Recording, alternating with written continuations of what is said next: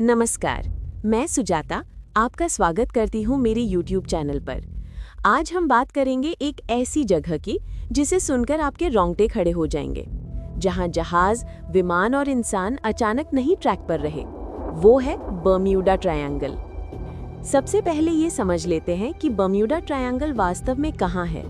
ये वो इलाका है जो लगभग मायामी, अमेरिका, बर्म्यूडा द्वीप और पुएर्तो रिको के बीच बनाया गया त्रिकोण है।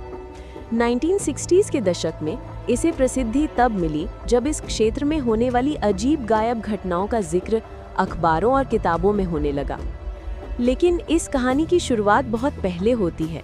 उदाहरण के लिए 19 मार्च 1918 को अमेरिकी नौसेना का जहाज USS साइक्लॉप्स, जिसमें 300 से अधिक लोग सवार थे, इस क्षेत्र में निकल गया और फिर कभी नहीं लौटा।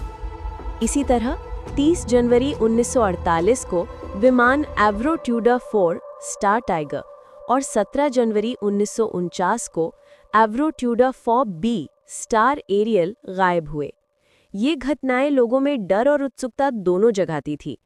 कहीं ये सिर्फ एक हादसा था या कुछ और बहुत ज्यादा रहस्यमय। वैज्ञानिकों ने इन घटनाओं की वजह जानने की बहुत कोशिश की।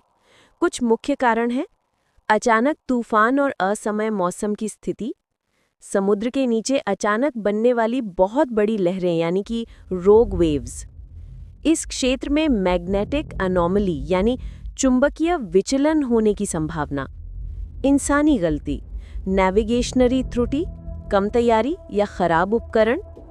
इन सब के बीच कुछ शोध ये भी दर्शाते हैं कि वास्तव में इस त्रिकोण क्षेत्र में गायबियों का अनुपात दूसरे व्यस्त क्षेत्रों से अलग नहीं। अर्थात जो रहस्य हम देख रहे हैं वो रहस्यमय दिखता है, पर अनिवार्य रूप से अलौकिक नहीं। अब आते हैं उन बातों पर जो फिल्म किताबों में अक्सर सुनाई जाती हैं, लेकिन सच में उनके पीछे ठोस प्रमाण नहीं।